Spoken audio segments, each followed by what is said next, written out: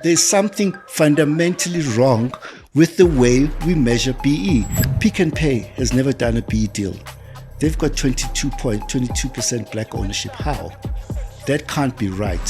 Why did we go to IMF if there's money? I don't understand. Yeah, so we don't need foreign currency. We've got 1.2 trillion of foreign exchange reserves. We're obsessing about things that don't matter. We don't have an inflation problem in South Africa today. Why are we obsessing about it? We must obsess about jobs. Do you know what's happened to this GNU? Ne? Nothing has changed. Show me one policy that has changed. Economic policy. Nothing. Yeah. So we're going to grow 1% this year. Last 2 years was less than 1%. Welcome back to Palatable Politics, where we make politics palatable. With me, your host, TJ Maslela. Welcome to the show. In today's session, we're going to be discussing BEE and economics at large, transformation. And here to give us insight is an expert, and our guest today, none other than Mr. Duma Gqubule. Thank you so much for the invite. Yeah. Explain to us how you got into the space, or what triggered. Yeah. Okay, the short version is that I went to, I went to school in Eswatini at the age of 11. And then after that, I went to study in Scotland, to study in university in Scotland. And when I came back to South Africa, the start of our democracy, I worked in the media. I studied economics.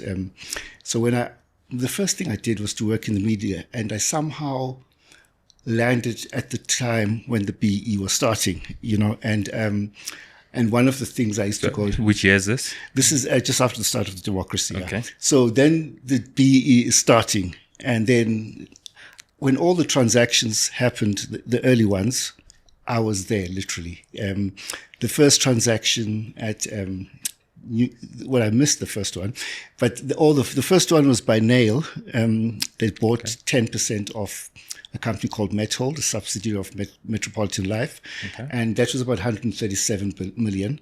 And then fast forward, there was Real Africa Investment in 1995. I was actually there at the pre-listing of the company, and on and on and on. So what happens is that I was doing such a good job about writing about BE, and I was meeting all these people, and I don't really know that it's when you're there, you don't recognize you're young, and you don't recognize that's historic what you're doing, but you're doing your work, and you're busy, and you're doing this, and you're meeting all these people that you read in the papers. And then I was invited by Cyril Ramaphosa, the president, to do the BE commission with my colleague Andy Brown. And what happened is that the first wave of BE kind of crashed because there was an emerging market crisis that started in Thailand in 1997, and it reached the height, I think, in September 1998, when Russia defaulted on its debt. And it caused chaos on global markets and on the JSE. So this first wave of transactions sort of collapsed. So it was dark days for BE. And the BMF, at its conference in the late 90s, they called for the establishment of a BE commission. And it happened under the auspices of the the BE commission. But the BBC, the Black Business Council, set it up.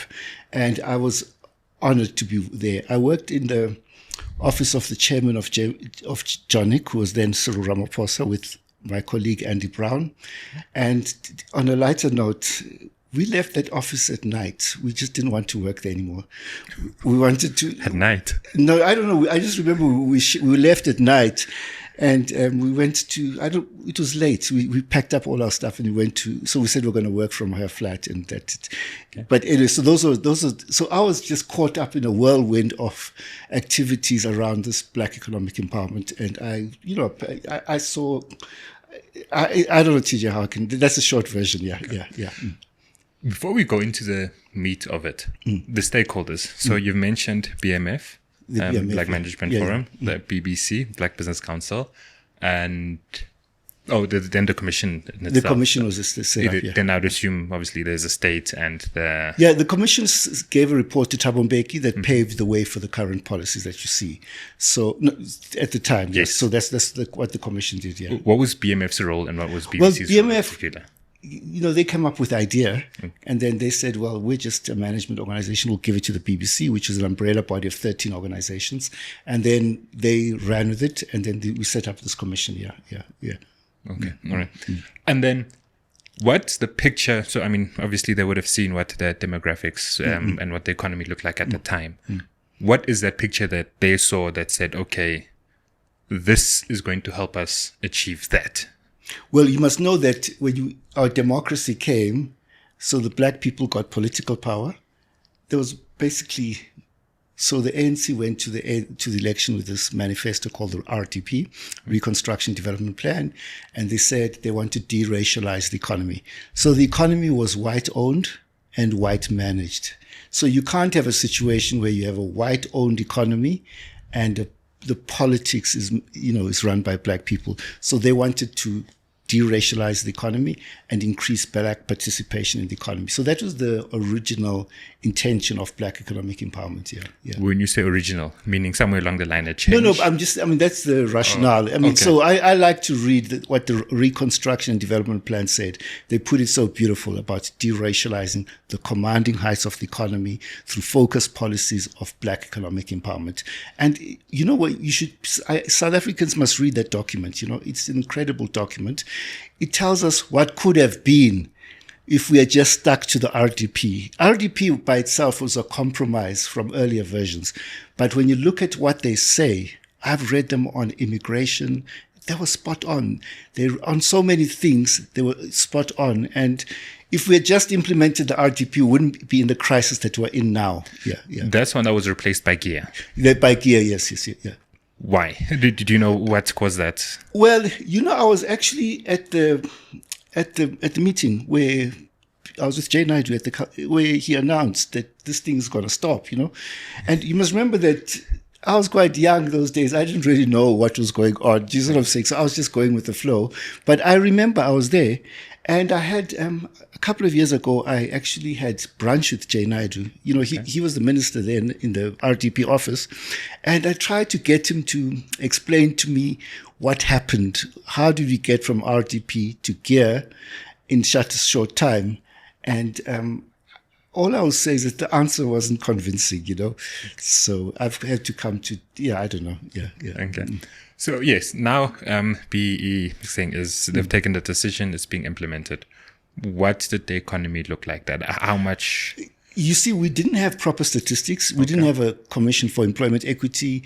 But roughly you can say, I think there was a report at the time that the black people on the boards was less than 3%, I think management would have been a very low number, but there weren't proper statistics at the time, yeah. And you could say that the entire stock exchange, there was no black ownership, yeah. Zero, yeah. And then to date, yeah. How much work has the BEE policy done? To date, yeah. Yes. So, TJ, this is a contested area, and I'm adamant that my statistics are the best, okay? People must follow my statistics. And every time you've given your statistics, you've always given rationale and methodology. I back it up. So okay. We've got we have a problem when we can't measure what we're doing. So what I do is I look at the JSE Top 50. I was doing some research for Kagiso Capital. JSE 2022, I'm doing an update for 2024 for the JSE Top 6. So the JSE Top 50, that is about, it counts for about 93% of the total JSE. Now, the JSE's got a market capitalization of close to 20 trillion. Okay. It's one of the largest stock exchanges in the world. And so I look at what the companies disclose in their annual reports, usually towards the end of the annual financial statements or the integrated report, what they disclose. I don't look at BE certificates because BE certificates, let me give you an example. Pick n Pay has never done a BE deal. They've got 22% black ownership. How? That can't be right. Nedbank has got 0.5% black ownership in their annual report for 2024. On their B certificate, they've got 36% black ownership. Standard Bank, on their 2024 B certificate, they've got 0.5% But on their B certificate, it says 29.5%. So there's something fundamentally wrong with the way we measure BE. This is because of certain compromises that the government made when it was drafting these BE codes of good practice. And I won't go into the boring technical details of how it happened here. But now, so the long and short of it, so I go to the annual report of Standard Bank and I put in 0.5. And I go to the annual report of Nedbank, 0.5. It is disclosed in the annual report. In most annual reports, they do it. So the average black ownership currently, so there was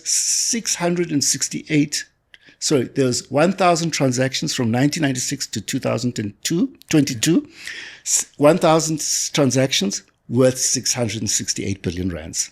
So that's number one. Number two is that the black ownership at the end of 2022 was 228 billion rands. And that was 1.2% of the market capitalization of the JSE, which I said was somewhere between 19 and 20 trillion. Now, what people don't know in South Africa is that the JSE, what happens on the JSE has got very little to do with the South African economy.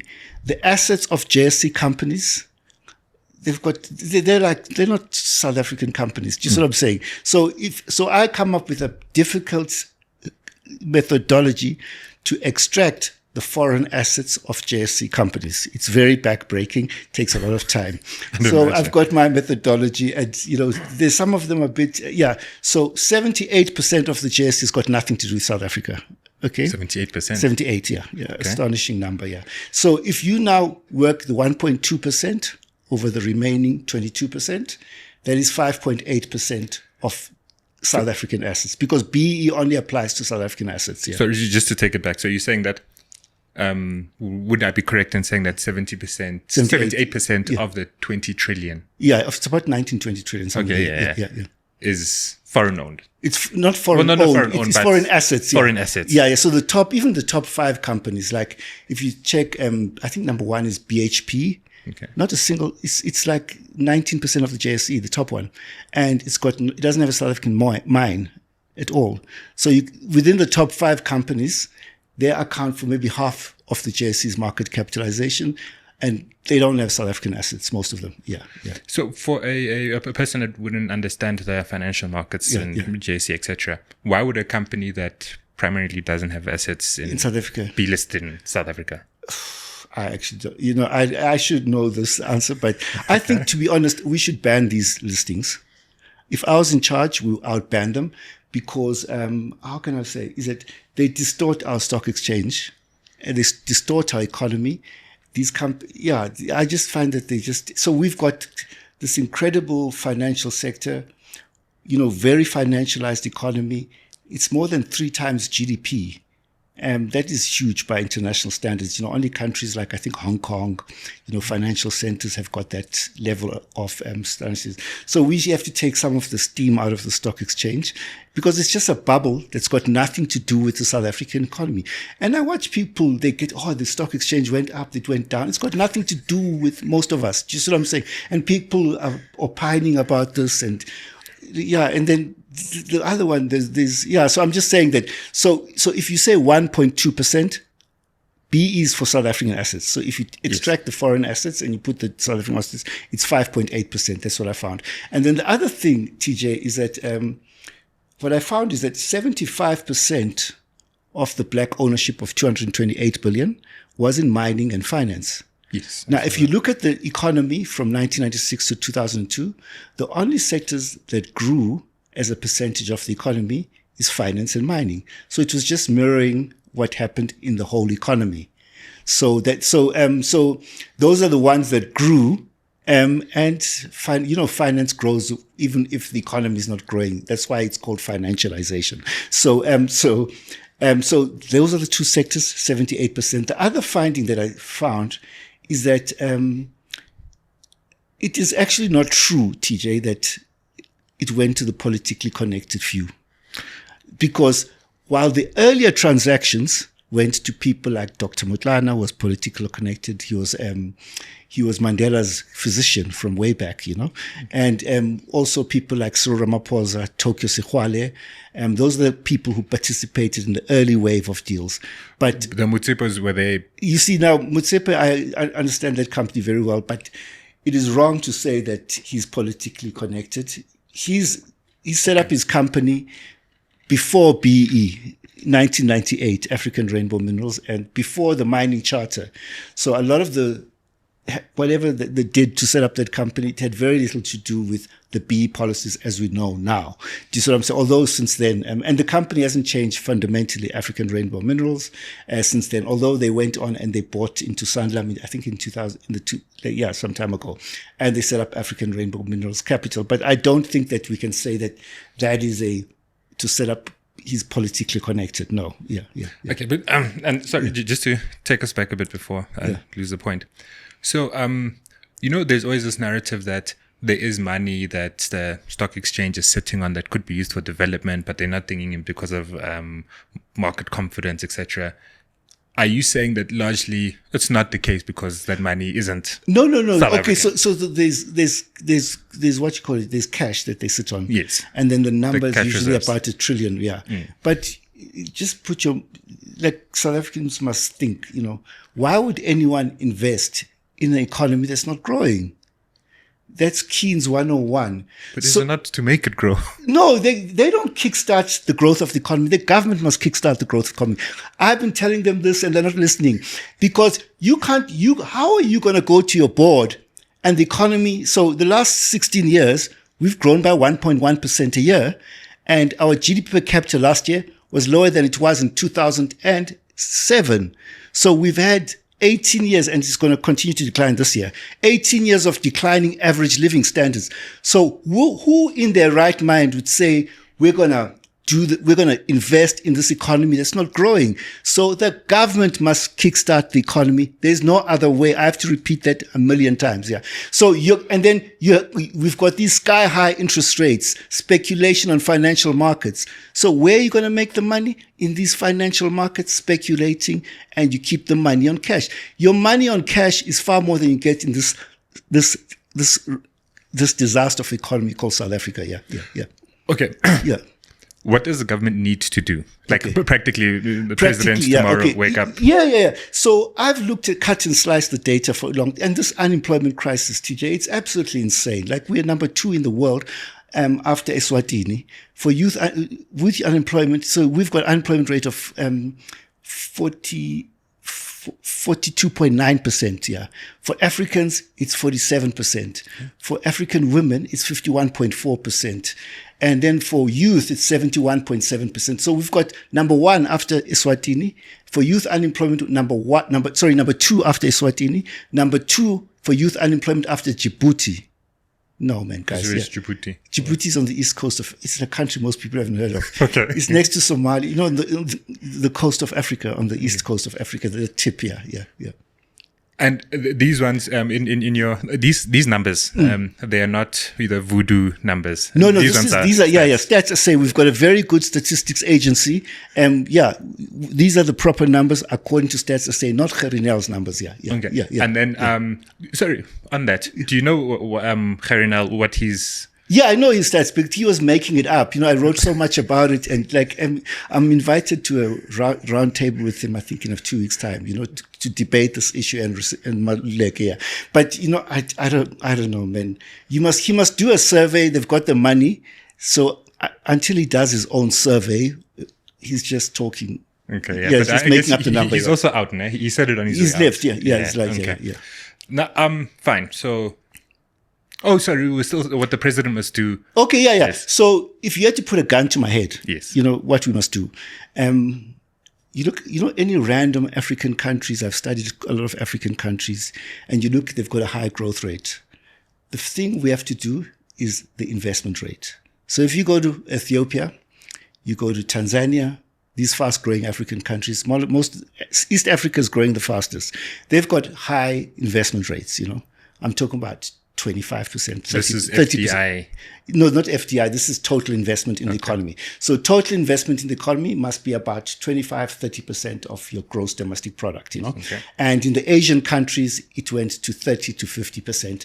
The Asian countries that grew very fast. In China, it's like just under 50. The Chinese do things to excess. So what we have not done in this country is to invest in the economy. So economic performance, how can I say, it broadly tracks the government spending in the economy and investment. Yeah. Government consumption and investment spending. So if you cut and slice the data for the past 30 years by economic policies, we had this disastrous slash and burn neoliberal macroeconomic policy called GEAR from 1996 to 2002. And, our economy, I think, grew about 2.9% a year, despite all the things it did. And then I like to talk about the second period, where the government started, when the GEAR ends, the government starts spending on its people and its infrastructure. Consumption spending goes up by 5% a year. And guess what? Investment goes up by 14% a year. Investment by state-owned companies going up by 18% a year. So the government was investing. It was going up by 18 to what? 18% a year. Each year it's increasing by 18%. Okay. And this is state-owned companies. And total public investment by the government was going up by about 14% a year. So consumption spending, and then so what happened is that private sector investment starts increasing as well because the economy is growing. So we grow by 4.5% a year from 2003 to 2008. And then we create 3.1 million jobs. There has never been jobless growth in South Africa. I repeat, I've sliced the number and it doesn't happen. So we reduced the unemployment rate from 40.6% to 28.7%. And we created 3.1 million jobs during that 6-year period. Yeah. So what I'm trying to say, all we have to do is to go back to what we did then. So from 2009 to 2024, consumption spending, it's about 1.1% a year. And then public investment is cut by a quarter. Yeah. So now, if you look at it differently, we had the global financial crisis in 2008, 2009. Which I want to come to. Yeah. So the global financial crisis. And then there was a recovery from 2010 to 2000. I'm slicing the second period. From 2010 to 2013, the economy grew by just under 3% a year. So the wheels came off from 2014 to 2024, when per capita public investment collapsed by 40% due to these insane austerity policies of the government, And now what logic is there in cutting public investment? And the non-interest spending as well declined by just under 10%. So the government was not investing in its people, consumption spending, and its infrastructure. So that's what I'm trying to say, is that all it takes, the minute they stop these policies and they start investing in the people and in infrastructure, we start creating jobs tomorrow. Yeah. I understand it principally. Yeah. But in practice, so it would be a thing of, I'm not saying it's what you're saying, but just an example that we should take money away from, example, social grants. I'm not saying. No, I'm part of the campaign for the universal basic income. Oh, okay. Yeah. We fought a very successful campaign. Yeah. Okay. No, definitely. No. What is it that they must stop? They must take money away from this. No. It doesn't work like a household or a company interest. So let me just give you an example. Okay. Zuma said that we're going to have free tertiary. Yes. I call it free because on his way out. It wasn't free. Yeah. But they implemented that. Did they have to tax anyone? Did they take from anything else? They just spent the money. Yeah.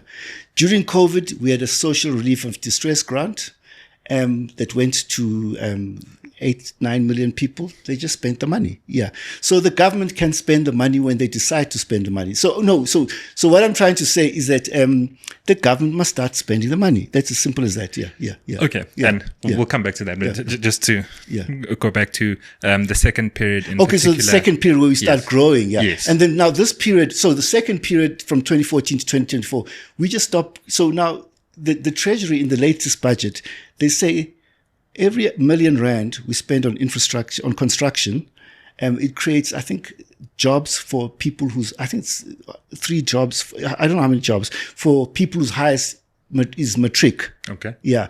And it has a multiplier effect on the economy. So the economy grows faster. If you put R1 billion into construction and infrastructure, the economy grows faster than anything else.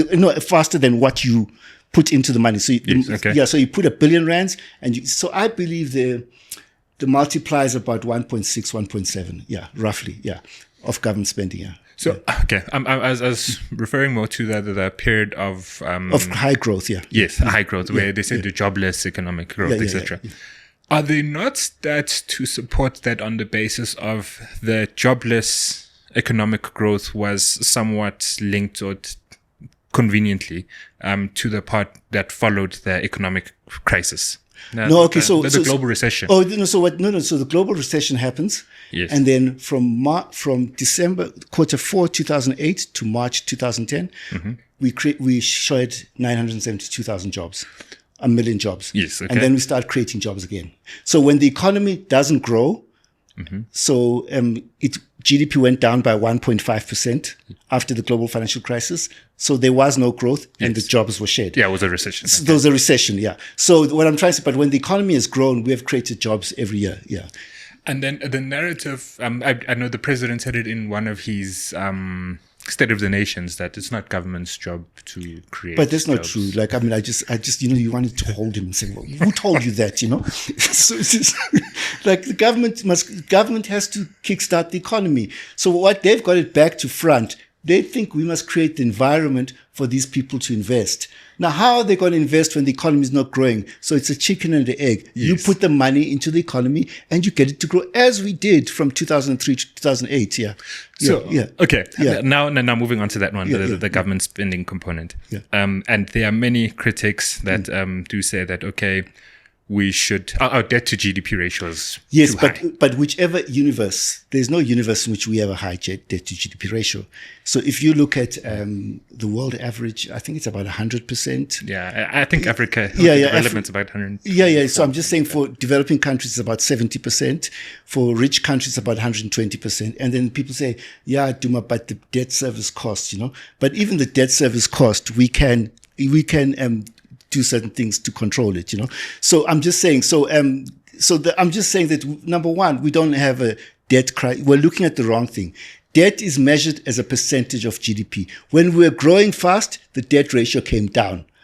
Okay. So it's debt to GDP. Now, when you don't grow the economy, it goes up. It's a side order that comes in an economy that's not growing. So let's focus on the right thing. Let's grow so I always say we've got a GDP growth problem, not a debt problem.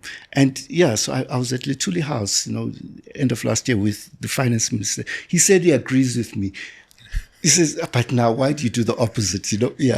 But nobody can disagree with what I'm saying, that we have a GDP growth problem, not a debt problem. Not a debt problem, because we have to grow out of this debt problem. And that would require spending. It requires spending. What room would you say we have to increase the GDP? Because I think we're around 76%. We're 75%. Okay, 75%. Somewhere around 75%.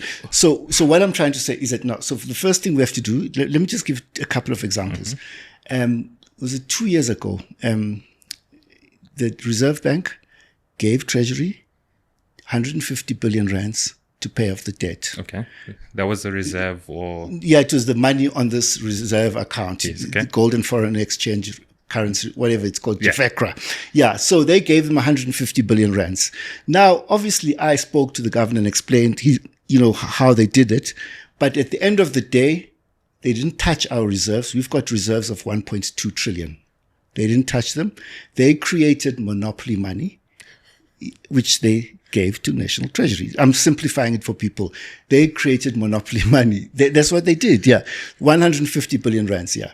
Out of curiosity, is this what the states do? What they did throughout the world during COVID, but we'll come back to that. Okay. So we created 150 billion. We gave it to Treasury.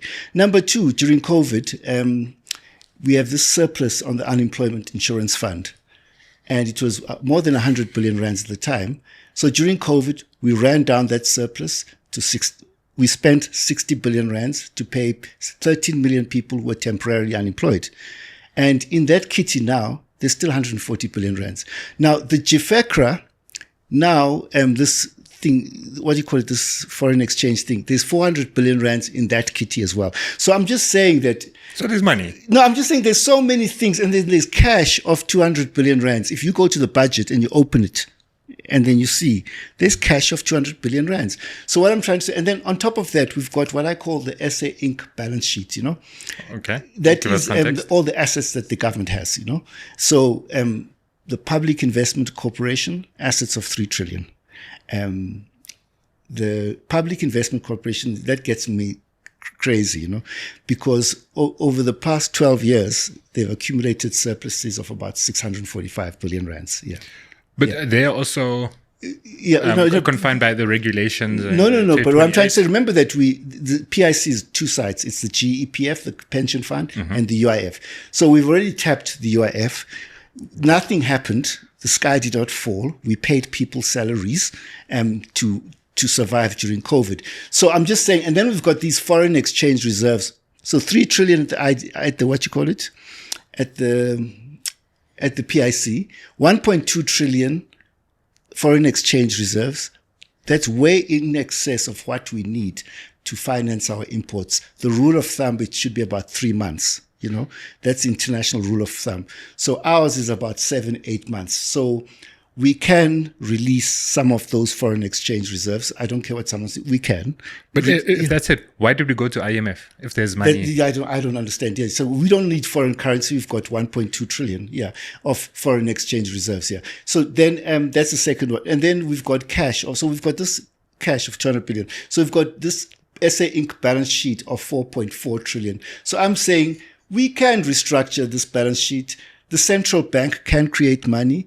We can borrow we can borrow as well as, So a mixture of everything can create the resources to invest in this economy and create jobs here. Yeah. What would you say the interest rate should be? I know you touched You must on remember, I forgot to say, during COVID as well, we had... those nice times. Yeah, during COVID, there was a dislocation. So there was a huge exit of capital from emerging markets. It was about $100 billion. And they flight to safety to the US dollar. That's what happens during crisis times.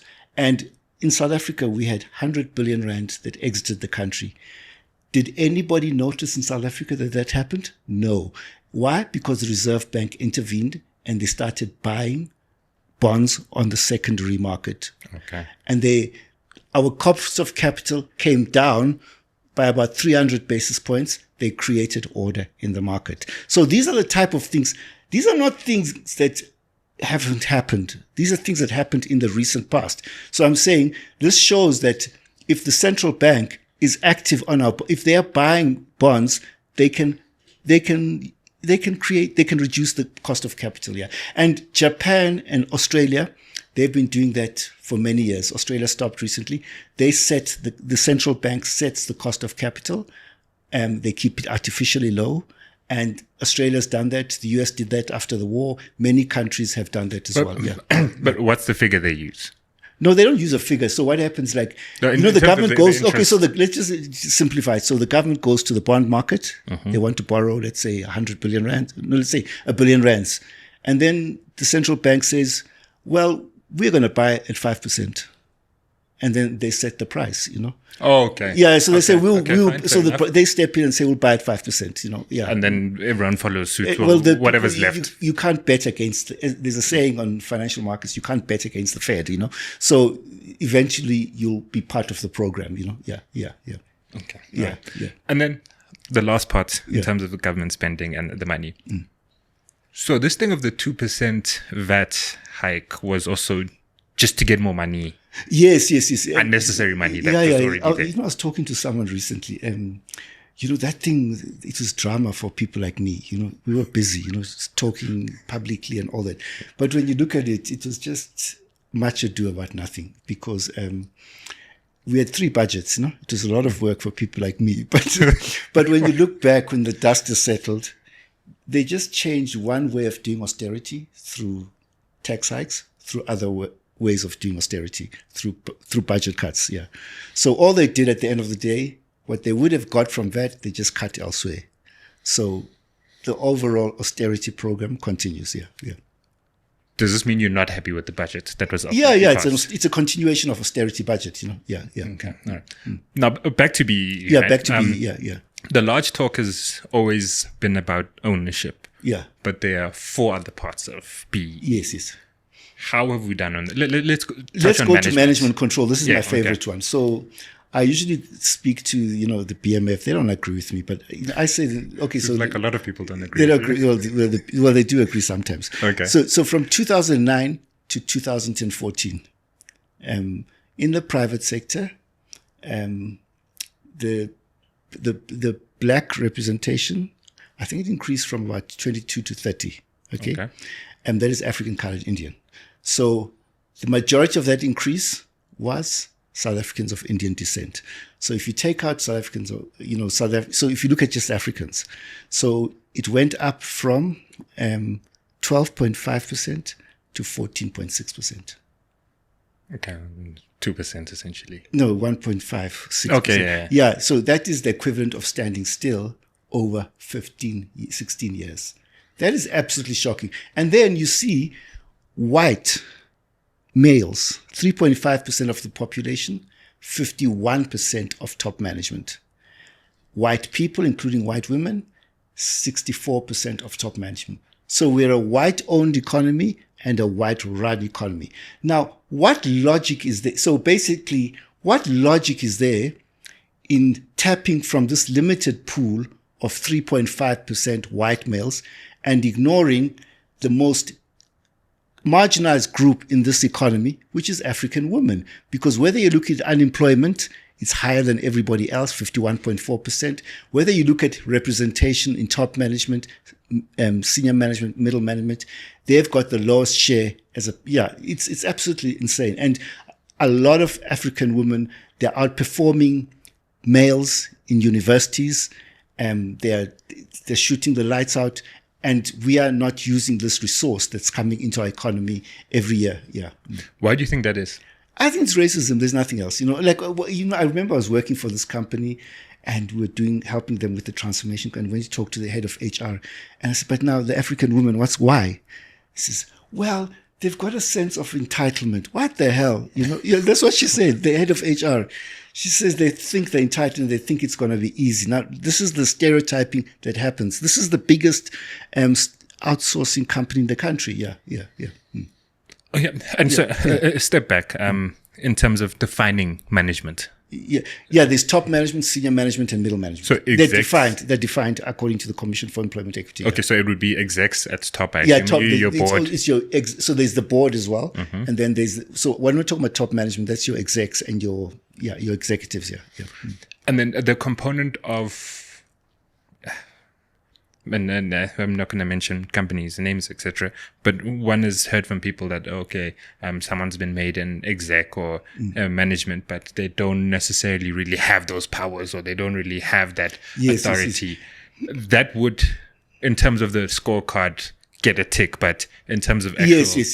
Yeah. But the point is the numbers are so low, as I said, 14.6%. No, come on, guys. We can't... So are you saying that is good for the economy? The people who say BE must be stopped, must that continue in perpetuity? How does that benefit the economy? No, it doesn't benefit the economy. Yeah. But if there's been 1.5% give or take in past 14, 15 years. Yeah, 16 years. 16 years, yeah. What do we need to do differently? I believe in quotas, yeah. Yeah, that's where I disagree with the BMF. Okay. We must have quotas, yeah. Okay, can you give an example? Like in Norway, they decided some years ago, this Norwegian conservative minister, he says, I'm tired of the boards not having women on the boards. And he established a quota. 5 years, they implemented it. And that people were screaming and kicking in Norway. And many European countries have started doing something similar. They've all have targets for women representation on boards, So that's what he did. He set up quotas. And I believe that the time has come.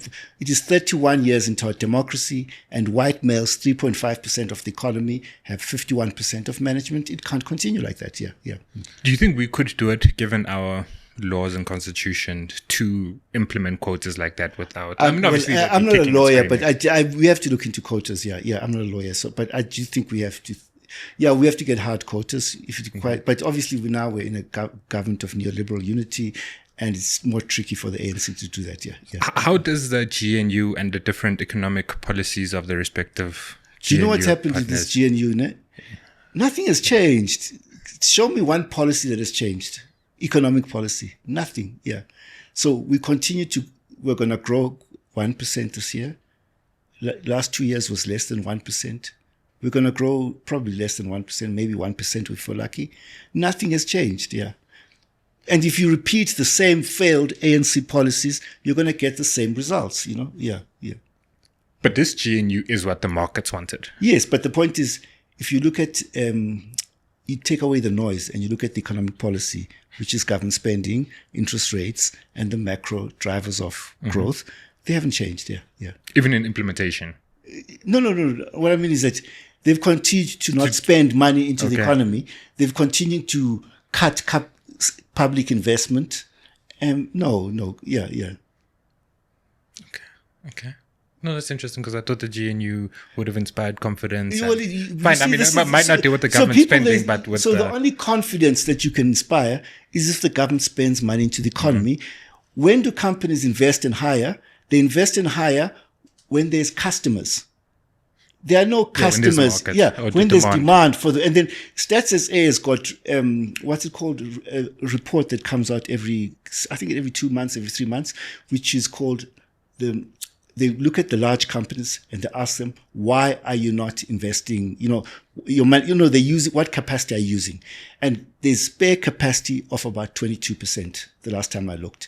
And it's been like that for a long time. So then they say the main reason we've got this idle capacity is that people don't have the money to buy the things that we can produce.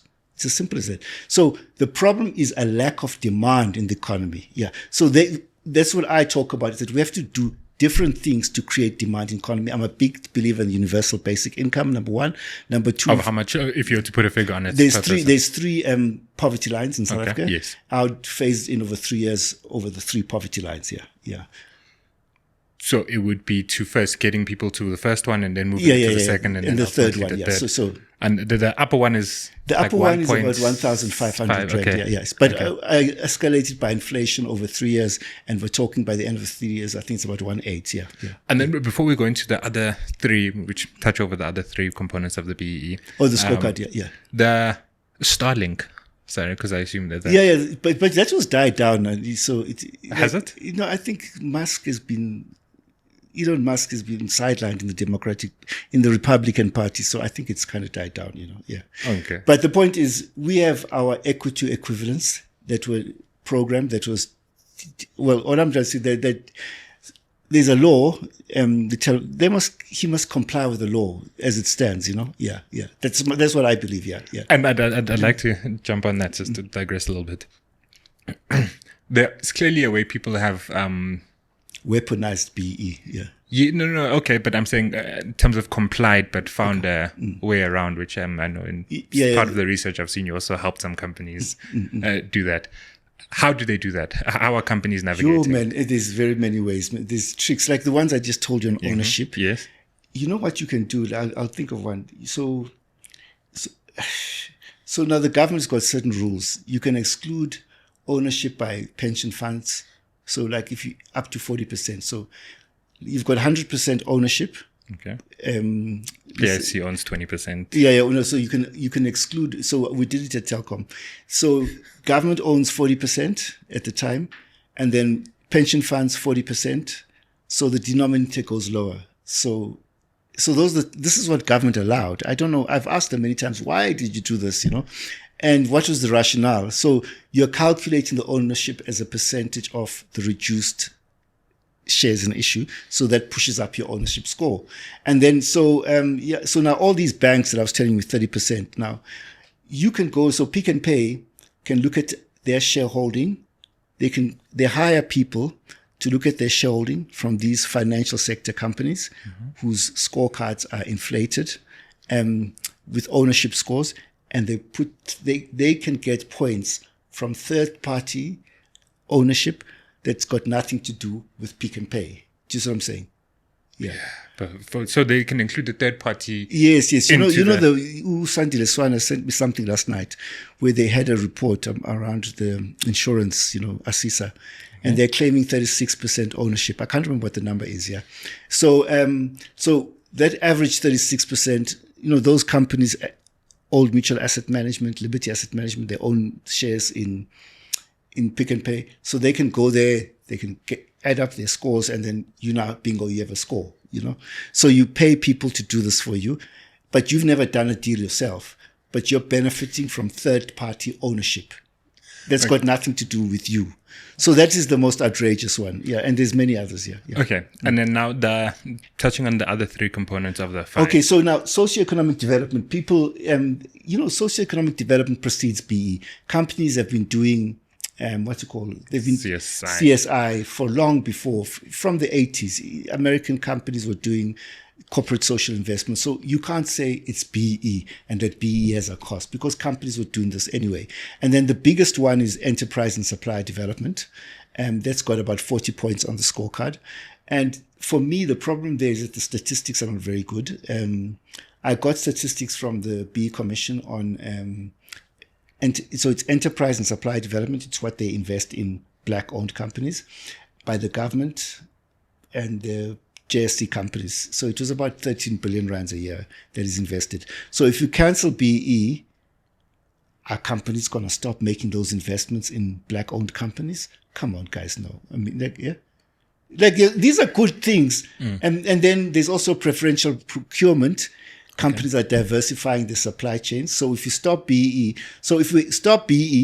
companies must stop, socioeconomic development, which they've been doing for decades. They must stop investing in black-owned companies, through enterprise development and supply development. They must stop diversifying the supply chains. There's a global movement to diversify supply chain. In the US, you have the Minority Supply Development Council that engages with the big listed companies, and they do reports on, minority procurement. You have the same movement in the UK. It's a global, these are all things are global movements, and employment equity as well. Our law was taken from the Canadian law. It's cut and paste. The Canadian law is called the Employment Equity Act. Yeah. And that's what we called ours. Yeah. It's a copy and paste. It's a copy and paste from Canada, but obviously with different conditions, So what I'm trying to say is that when you say we must stop BE, what will the market achieve redress? Will the market address the inequalities in our society? Will the market? It won't. Everybody knows it won't. And what are you proposing we do? Because all they say is that education. But now we've got 1.1 million unemployed graduates. 2 days ago, I was shocked. My Uber driver, he had been unemployed for a year. He's a medical physicist, and he'd been employed for a year. And he was his first day on the job on Uber because he couldn't get a job. Medical physicist. And that sounds specialized. Like it sounds specialized, like you shouldn't. You should be 6 years at Sefako Makhato, and I think 3 years at Charlotte Macleod. He had been working, and he hadn't worked for a year. And then now, no, guys, no. Do you see what I'm saying? So I'm just saying. So now he was telling me that I'm the 8th customer that he had, and but he got a job the day before, but it only starts next year. I think when the new financial year starts. Okay. Yeah. Okay. So, but you see, for me on that, I'm sorry to also bring us back to the management component. Again, let's start with the management component. What importance is it that is having representation in management? Is it purely a thing so that it looks like the economy? But I'm just saying that, do you think it's sustainable that we continue 100%. Yeah, it's not sustainable. 100%. Yeah. And first of all, you're not tapping into the full diversity of South African, talent pool.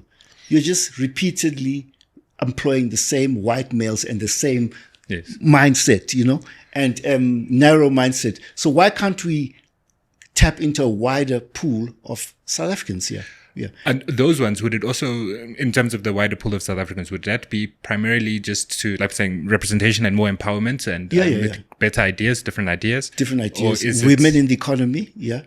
Or is it also a thing of trying to control supply chain and movement so that other businesses No, are no. Also impacted, on which I guess comes back to the also on enterprise supply development.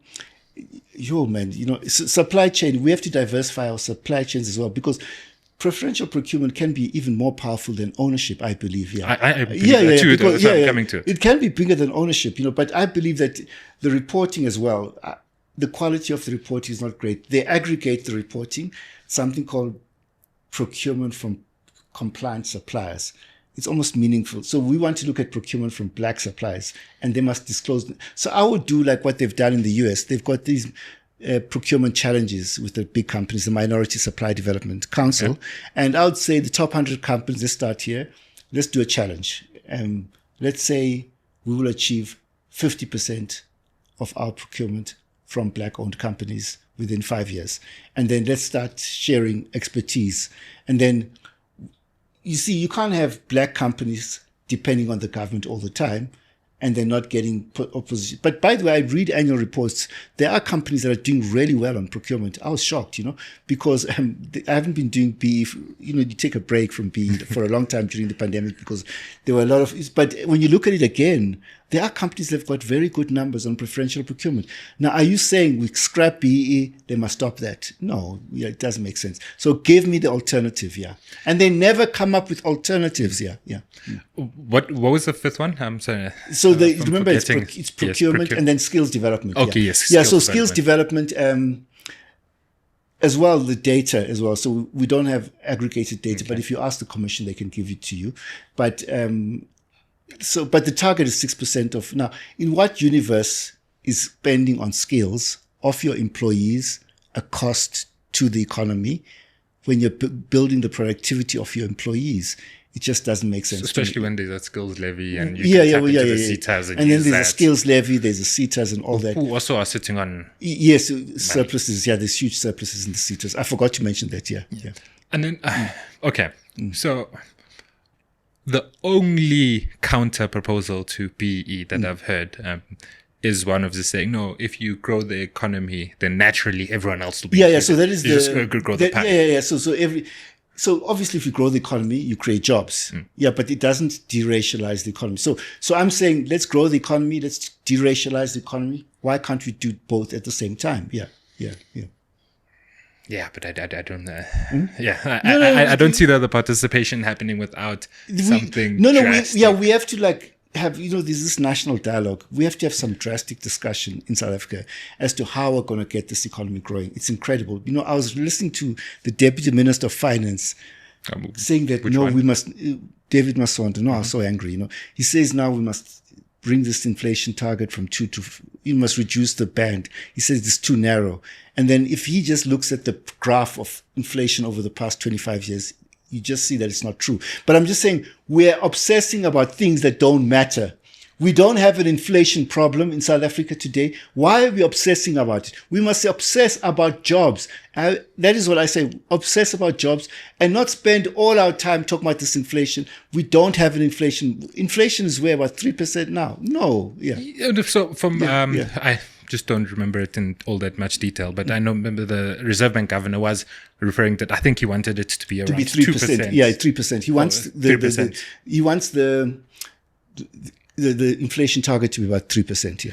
So he's going to target 3%. Okay. But the point is, we're already there.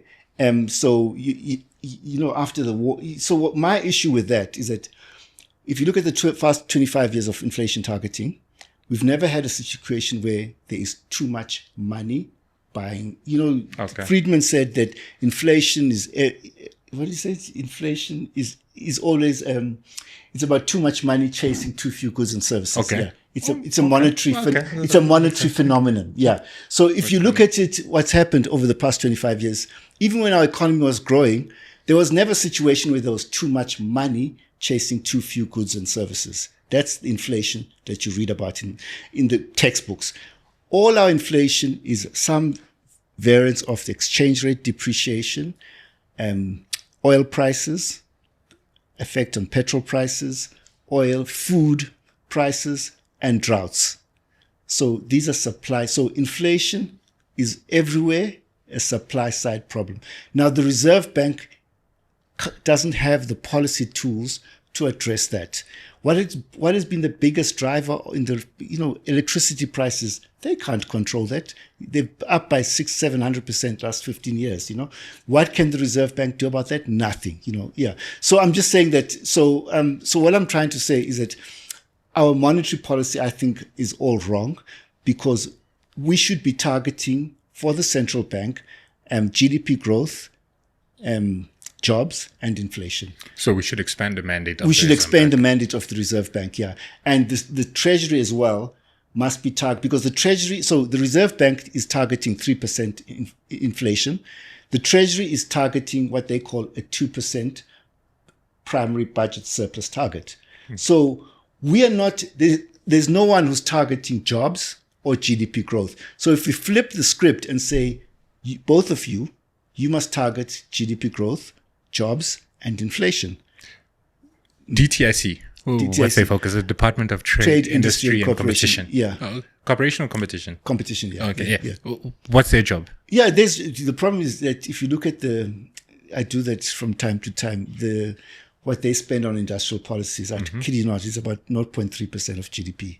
So for me, I don't even look at it. Like, we say we have industrial policy. So for the first 15 years, we didn't have an industrial policy until 2009, 2010. And then while we say we have an industrial policy, but we don't provide any policy tools, we don't provide any funding. And if you add everything by the government and by the IDC, it adds up to about 0.3% of GDP. It makes no difference whatsoever. You want to change the structure of the economy, you need to put a lot more policy tools to change the structure of the economy. Yeah. Like I said, we had RDP, we had GEAR. Yeah. What do we have now? We don't have anything. We had this thing called the Economic Recovery and Economic Reconstruction Recovery Plan, but nobody remembers what's in that thing. That was COVID. Yeah, that was during COVID, yeah. But the government still refers to it, Yeah, so we don't have a plan. But what about the NDP? Yeah, that was a 2030 plan. Yeah, but now the NDP, they had something to say, 5% GDP growth, 11 million jobs, public investment, 10% of GDP, total investment, 30% of GDP. Now, the government blue-ticked everything. There's nobody who's responsible for achieving the NDP targets. So unless you tell the central bank and the Treasury, the two most important institutions in our country, that in the economy, that this is what you're targeting. You're targeting the NDP. I see these politicians in the background, there's NDP all the time, but they're not implementing anything. Yeah. Okay. And then lastly, with regards to the BE Commission, Triple BE Commission, what powers would you change? Or what would you tweak? Or like, what would you... I haven't, that's not my strong point, the legal side, as to what should be done. But everybody agrees that the BE Commission has to get more capacity. It must get more funding. I've worked for clients where I make submissions to the BE Commission. They take forever to respond, they take ages to respond. This is what I'm saying. And so I think they need to have more investigators, and they need to get more money. And that's what everybody agrees. Yeah. So I'm not sure what the legal powers that they should have, because that's not really my area. But I do think they need more funding in terms of to deliver on the mandate, because there's a lot of, and they need to do specialized research. I was talking to the commissioner and he agrees with me. You have to look below the scorecards. And I was really happy that they've started doing that, because the scorecards give you aggregated numbers that don't tell you anything. So, but I want to see the raw numbers. Uguti, how many black people procurement? What's your procurement from black people? What's your skills development? What's your actual spending on enterprise development? Because what you see on the scorecard is your score for enterprise development. It doesn't give you the raw data as to what you're doing. So I think they have to have also more research capacity. And I was surprised they actually are doing that already. I've got some data for them, and they are looking beyond the scorecards. And they must be advising companies as well. What is your best practice on procurement? From what we've seen, these are the best companies that do procurement. I've picked it up, informally as to what some companies, there are many companies, this must not get lost, who are really committed to BE, companies that are implementing really three? good. Yeah? Top 3? Well, my sister's on the board of Exaro. They're doing it, but I read annual reports. Okay. They've done a really good job on BE. First Rand is the best of the banks, in terms of BE. And they're very intentional. Yeah, they're very intentional. First Rand.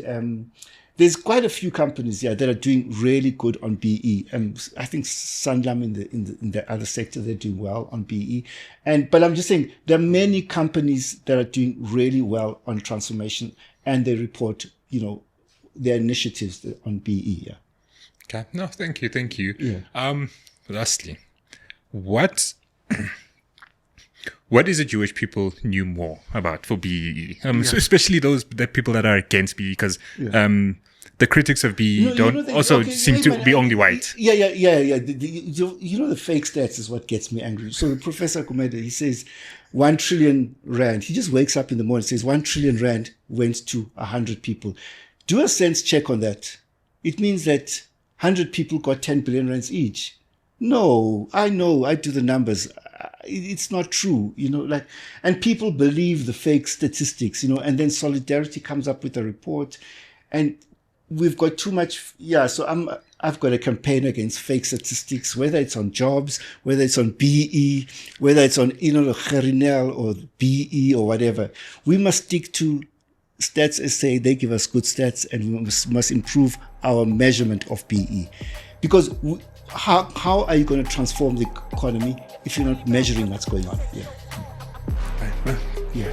100% agree. But I do know that there is an SOE that deals with misinformation and thing. I just can't remember. Okay, there's one that monitors the verification agencies called Sun. Is it Sanas? Is it what you're talking about? No. I don't know. Yeah. And I actually had an interview with them. Yeah. But no, nonetheless, thank you for making time and sharing your insight with Thank you us. so much. Yeah. Guys, thank you for tuning in. Please don't forget to like, subscribe, share. Please also comment below. One, let us know what you think about BEE. Do you think it's working? Not?